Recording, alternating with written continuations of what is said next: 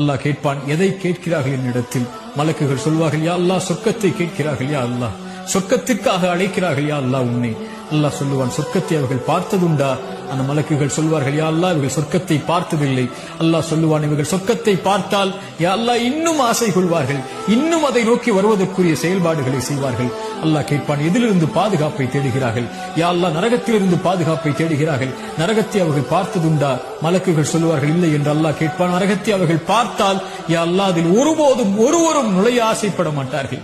அதிலிருந்து விலகி விரண்டு ஓடி வருவார்கள் செயல்களை கொண்டு. அல்லாஹ் சொல்லுவான், மலக்குகளே, அல்லாஹ்வை பார்க்கவில்லை, சொர்க்கத்தை பார்க்கவில்லை, நரகத்தை பார்க்கவில்லை, என் மீது என்னை நினைவு கூறக்கூடிய இந்த சபைக்கு நான் உங்களை சாட்சியாக வைத்து சொல்கிறேன், அன்னி கது கஃபர்து லஹும், அவர்கள் எல்லோர்களையும் நான் மன்னிக்கிறேன் என்று. அல்லாஹு அக்பர்.